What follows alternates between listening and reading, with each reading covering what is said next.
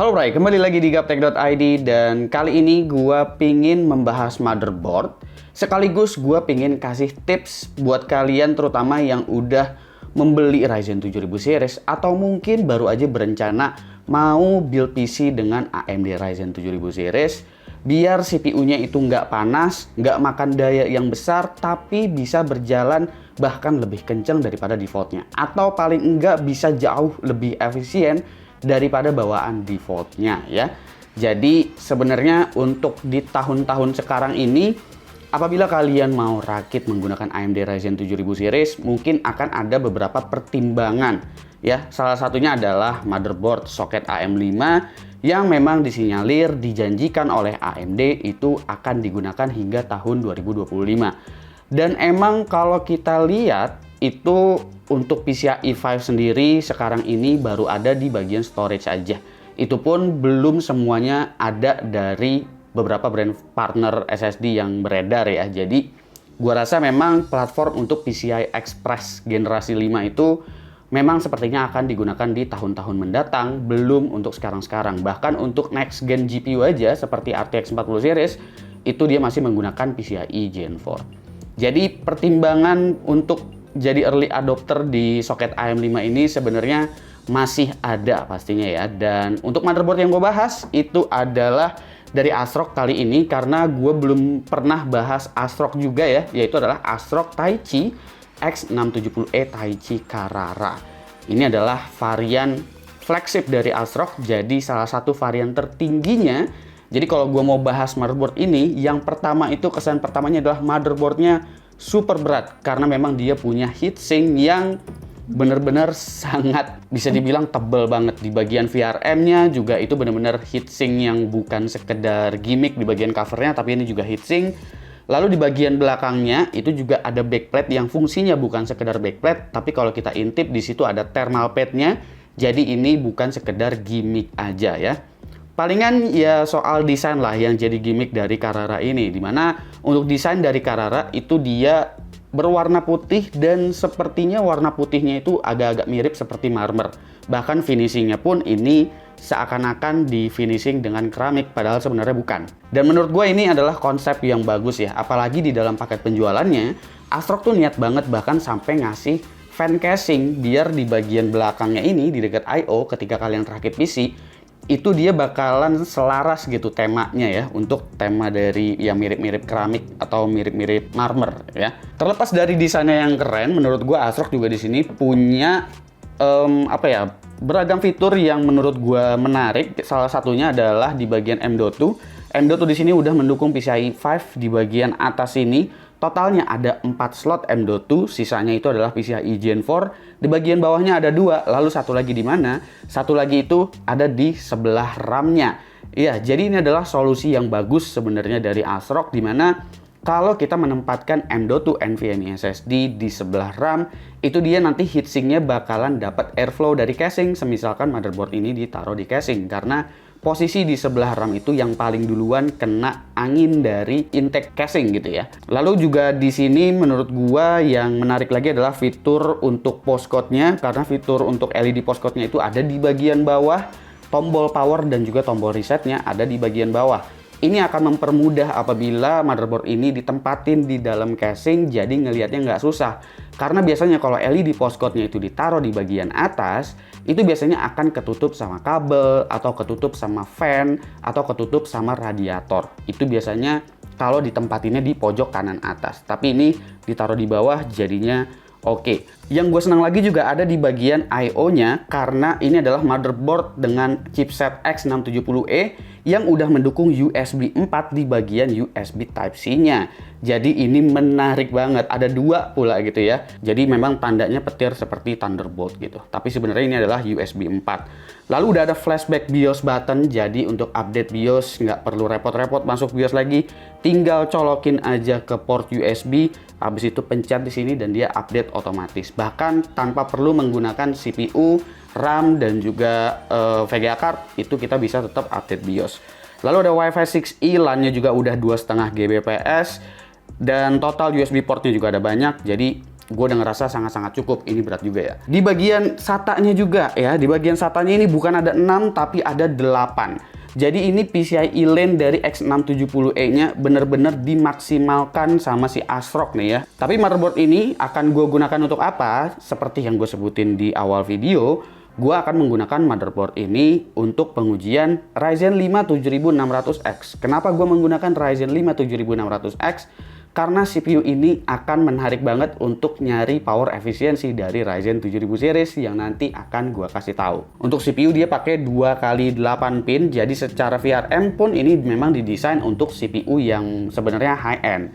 Jadi VRM pun sebenarnya ini udah sanggup banget untuk nanganin si AMD Ryzen 9 7950X yang memang perlu soket power 230 watt plus apabila di overclock, dan ini udah pasti bakalan lebih ya. Oke, kurang lebih segitu kali ya overview-nya untuk bagian fitur-fitur fisiknya, karena yang lain-lain kayak port fan, RGB dan segala macam itu kalian bisa cek di websitenya ASRock aja, nanti linknya gue taruh di deskripsi. Nanti kalian bisa cek di situ untuk fitur fisiknya itu kelengkapannya ada apa aja. Untuk RGB sih sebenarnya di sini ada, cuman gak gitu kelihatan, dia cuma ada LED strip aja kecil di bagian bawah sini. Jadi cuma kecil begitu aja nyalanya, karena memang motherboard sekarang gua perhatiin sih udah jarang yang bling-bling dan lebih mengutamakan desain yang jauh lebih stealth gitu ya. Mungkin kalau RGB bakalan ketutup juga sama fan, semisal fan-nya RGB. Oke, sekarang kita masuk aja ke pengujiannya. Apa sih yang bakalan dicari, sistem tesnya kayak gimana sih untuk pengujian di video kali ini menggunakan ASRock X670E Taichi Carrara dengan Ryzen 5 7600X. Yang mau gue cari di sini adalah soal power efisiensi. Ya, gimana caranya kita bisa mendapatkan power yang rendah dari Ryzen 7000 series tanpa memangkas performanya, kurang lebih seperti itu ya. Jadi by default dia itu narik daya berapa ketika full load, lalu kita coba turunin powernya, tapi kita nggak pengen kehilangan performa. Ada beberapa cara dan salah satunya menggunakan fiturnya ASRock. Yuk kita masuk ke pengujiannya. Kira-kira seefisien apa sih Ryzen 5 7600X? Oke, jadi sebelum gua mulai untuk pengaturannya atau tuningnya atau settingnya untuk si Ryzen 5 7600X ini, tentunya seperti biasa gua harus membuka dulu software untuk monitoring ya.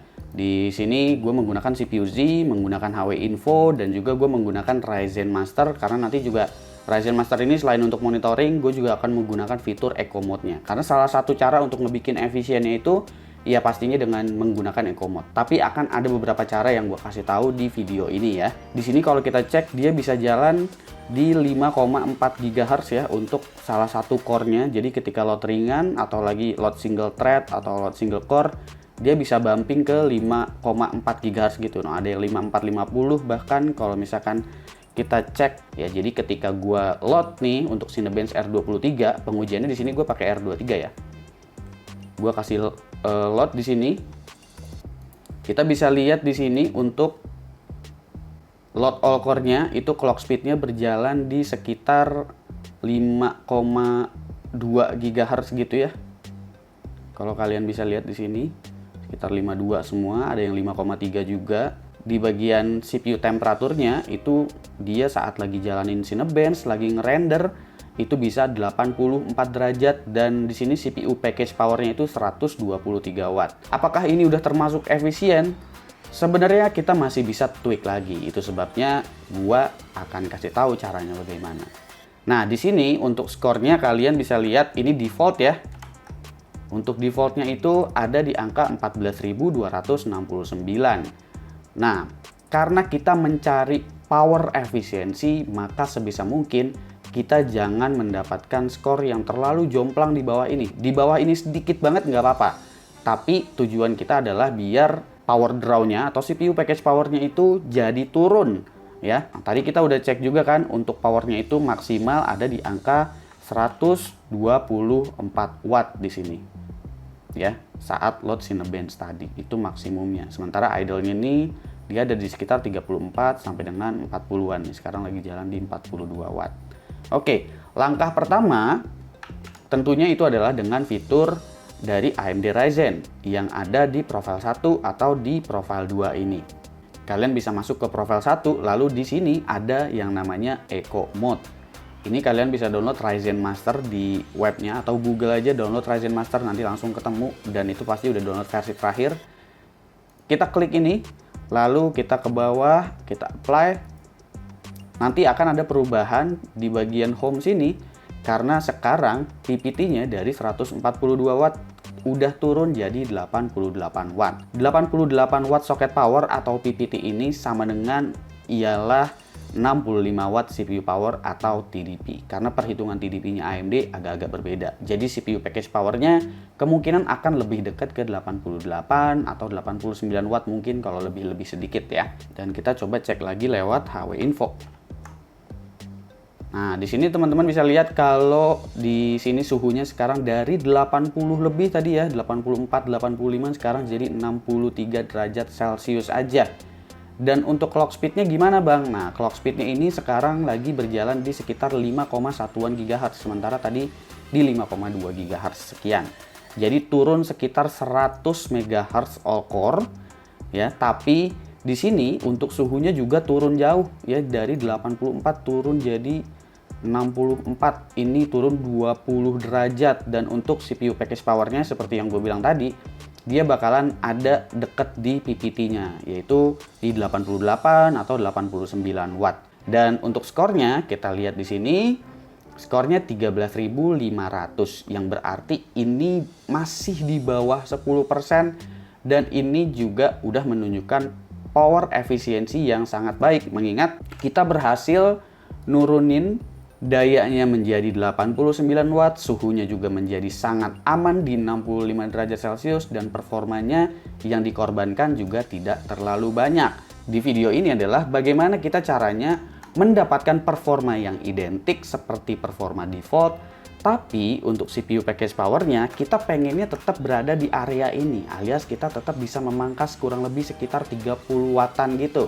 Apakah bisa? Jawabannya bisa. Di sini ASRock itu dia punya utilities yang namanya itu Blazing OC Tuner. Gua akan buka di sini.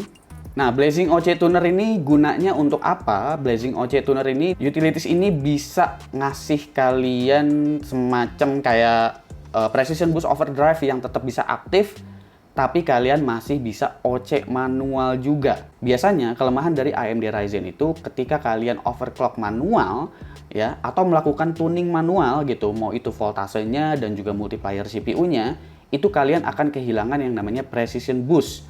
Precision Boost itu apa sih? Precision Boost tuh yang tadi 5,4 sekian GHz itu. Ini gue balikin ke default lagi deh, gue reset ya, gue apply. Nah, yang tadi itu yang gue bilang. Nah, sekitar nih 5,4 sekian ini.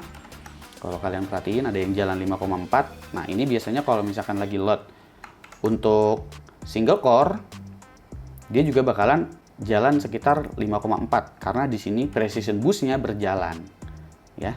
Nah, ketika kita misalkan overclock manual gitu ya. Ini ada manual di sini di Ryzen Master. Kita klik manual di situ, terus habis itu kita coba set dia manual, katakanlah lebih tinggi sedikit gitu ya, di 5,3 GHz. Bukan di 5,2 GHz. Kita taruh dia di 1,2 volt. Itu udah voltase yang rendah untuk Ryzen. Kita coba di 5,3 GHz all core. Oke, kita apply. Kita coba lagi load single core-nya. Kita akan cek sekarang dia jalan nggak untuk precision boost-nya. Nah, jadinya cuma 5,3 kan? Kalau kalian perhatiin di sini. Sementara tadi jalan di 5450 ketika single core. Kita kembali ke utilities dari si ASRock ini. Blazing OC Tuner ini kita bisa OC manual tapi bisa pertahanin yang namanya precision boost dari AMD. Ini gue balikin dulu ke default ya. Gue reset dulu, gue apply, kita coba cek di home, udah balik lagi dia 142 watt. Nah, kurang lebih settingnya seperti ini. Di sini current thresholdnya ini gue biasanya setting di 45, dan untuk temperatur thresholdnya itu antara 95 atau di 100. Itu ketik 100 aja nggak apa-apa sih, karena TJ Max-nya si Ryzen sebenarnya di 95. Oke, nah ketika kita udah okein kayak gini, dia nanti otomatis di sini bakalan berubah jadi Precision Boost Overdrive. Tapi kita udah setting OC manual juga di 5,3 GHz 1,2 volt seperti tadi. Nah, bedanya apa? Ini ketika kita load single core, kita masih dapetin clock 5,4-nya tuh. Ya. Masih dapet 5,4-nya. Kita coba jalanin performa multicore.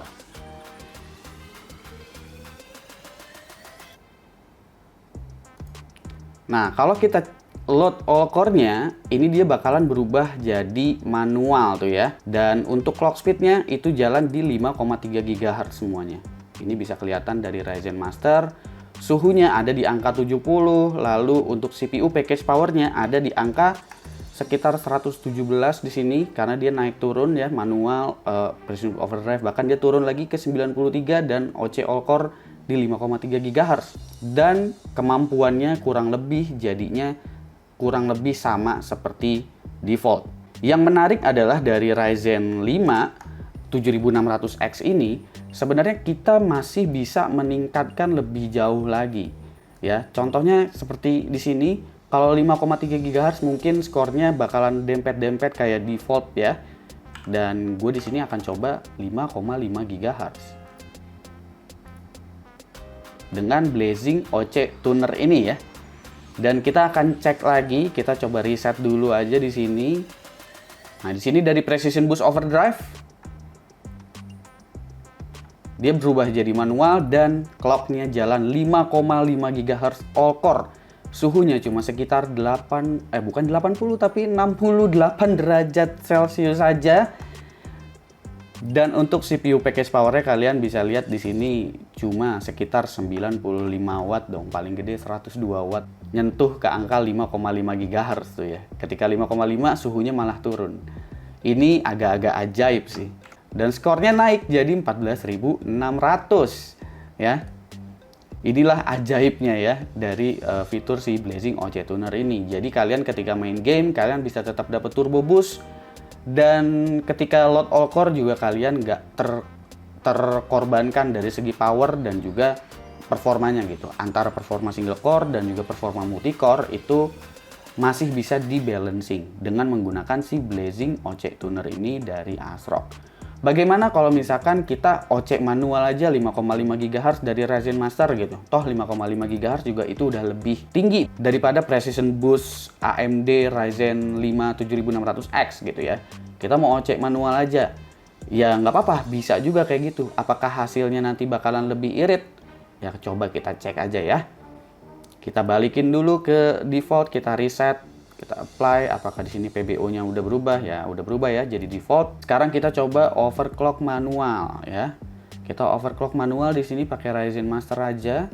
Kita lock di sini untuk all core dan kita geser dia ke 5500. Lalu kita set di sini untuk voltasenya jadi 1,2 volt dan kita apply. Kita reset dulu di sini. Yang penting kita udah tahu ya, untuk default itu sekitar 120 watt lebih, 124 watt tadi paling tinggi. Sekarang kita coba cek apakah CPU ini memang segitunya efisien. Kita lihat suhunya hanya di 67 derajat Celcius aja.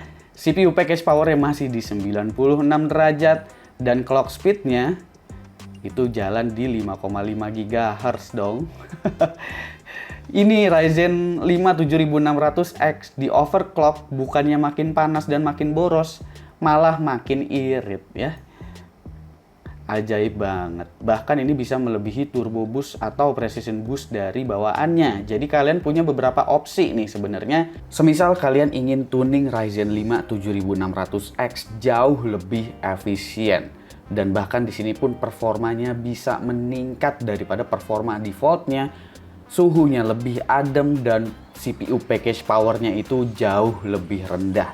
Ini gue akan kasih lihat summary-nya, barangkali mungkin ada yang skip-skip nontonnya, bisa ngeliat summary-nya aja langsung di bagian sini dari skor hasil tuningan gue tadi versus default itu seperti apa beserta dengan CPU package power-nya. Ini gue kasih lihat perbedaannya justru di sini Ryzen 5 7600X-nya malah lebih efisien setelah kita melakukan beberapa tuning. Entah itu dengan Blazing OC Tuner ataupun menggunakan Ryzen Master dengan cara overclock manual. Sayangnya AMD nggak melakukan tuning seperti ini by default dan perlu dikerjakan oleh vendor motherboard, sehingga vendor motherboard perlu mengeluarkan tools semacam Blazing OC Tuner agar performanya bisa berjalan dinamis dan dicari secara otomatis power efisiensi dari CPU-nya seperti apa dan menjaga precision boost-nya biar nggak kehilangan ketika di overclock manual. Dan bahkan kalau kita overclock manual pun ternyata setelah diteliti Ryzen 5 7600X benar-benar punya power efisiensi yang sangat baik, dan pada tuning kayak tadi ini akan membuat Ryzen 5 7600X jadi sangat menarik dengan harga yang ditawarkan di angka sekitar 5 juta kecil. Gue juga akan ngasih lihat di sini beberapa fitur yang ada di BIOS-nya ASRock. Di sini kalau kalian lihat performance preset, itu kalau kalian buka, ASRock udah memberikan beberapa preset profile yang dimana isinya adalah PBO dan juga TG Max di 85 derajat Celcius, dan bahkan udah ada profile untuk undervolt minus 20 mV, minus 30 mV, hingga minus 40 mV. Jadi itu semuanya udah di preset sama ASRock, kalian tinggal pilih aja, nggak perlu repot-repot tuning manual dari BIOS lagi apabila kalian mau melakukan undervolting tapi ingin mempertahankan precision boost overdrive-nya. Lalu kalau fitur overclocking sih di sini ASRock cuma ngasih 2 variabel ya, nggak ada fitur BCLK di situ kalau kita lihat. Dan untuk mengaktifkan profile expo-nya itu agak sedikit nyelam, jadi masuk ke dalam profile setting dulu baru kelihatan di situ ada profile expo. Jadi sebenarnya fitur tweakingnya di X670E Taichi Carrara ini juga masih sangat-sangat sederhana, bahkan nggak ada easy mode di sini, jadi cuma ada advanced mode aja. Ya mungkin karena udah dikasih yang sederhana kali, makanya ASRock tuh nggak ngasih UI yang easy mode gitu ya. Atau mungkin nanti di-update lagi di BIOS kedepannya nanti, semisal memang ASRock ngasih gitu. Oke, kurang lebih begitu ya untuk pengujiannya tadi. Dan kalau kita lihat pengujiannya tadi, ini melihat bahwa Ryzen 7000 series memang punya efisiensi yang sangat-sangat baik pada CPU Ryzen 7000 series mereka. Ketika kita bikin power limit pakai eco mode, itu dia powernya turun dan performa yang hilang itu nggak banyak. Tapi kalau kita tuning-tuning lagi secara manual dengan menggunakan Blazing OC Tuner dari ASRock misalnya, itu kita bisa mendapatkan boost clock yang tetap konsisten, jadi precision boostnya masih jalan, dan juga mendapatkan manual OC yang jauh lebih tinggi dengan daya yang lebih rendah. Bahkan ketika CPU-nya memang cukup ajaib seperti 7600X yang ada di gua ini, kita bisa mengoverclock lebih tinggi daripada precision boost-nya dengan daya yang kurang lebih sama seperti eco mode, tapi jadinya jauh lebih kencang daripada default-nya. Efeknya apa? Efeknya jadinya suhunya jadi lebih adem, dayanya lebih irit, tapi malah performanya lebih kencang. Itu dia ajaibnya dari beberapa tips yang bisa gue kasih ke kalian. Dan ASRock juga udah nyediain di BIOS-nya apabila kalian nggak mau repot-repot tuning manual seperti tadi menggunakan Blazing OC Tuner atau menggunakan Ryzen Master, itu juga ASRock nyediain di bagian BIOS-nya untuk PBO dan juga thermal limit daripada TG Max untuk Ryzen 7000 series. Jadi tinggal pilih aja mau profile yang mana, itu semuanya profile yang aman.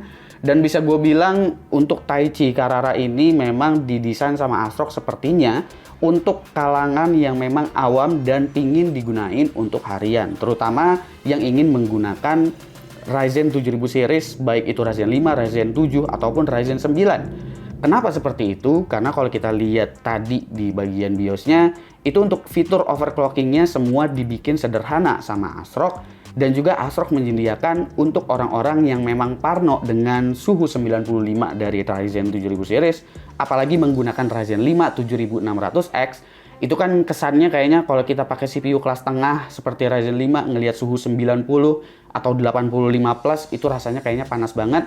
Jadi ASRock udah nyediain di situ untuk preset-preset dari performa tuning untuk Ryzen 7000 seriesnya. Jadi kurang lebih seperti itu, motherboard ini cocok bagi kalian yang memang ngincer flagship CPU-nya Ryzen sebenarnya, dan juga cocok untuk kalian yang pingin memaksimalkan fitur chipset X670E karena semuanya udah ada di sini. Dan ini lebih cocok untuk orang-orang yang nggak mau ribet untuk setting-setting dan untuk nyari power efisiensi dari Ryzen 7000 series. Tapi kalau misalkan kalian itu hobi dan antusias untuk overclocking, fiturnya ini harusnya diupdate lagi sama ASRock agar fitur-fitur untuk overclockingnya itu diperbanyak lagi. Seperti BCLK contohnya yang belum ada di BIOS-nya ini untuk setting BCLK-nya, salah satunya itu. Oke, segitu aja dulu dari gua. Kira-kira menurut kalian gimana? Apakah tips ini bermanfaat? Dan apakah gua perlu tes lagi menggunakan Ryzen 7-nya? Silahkan komen aja di bawah dan kasih pendapat kalian masing-masing. Gua Supki dan seperti biasa, sampai jumpa di lain kesempatan.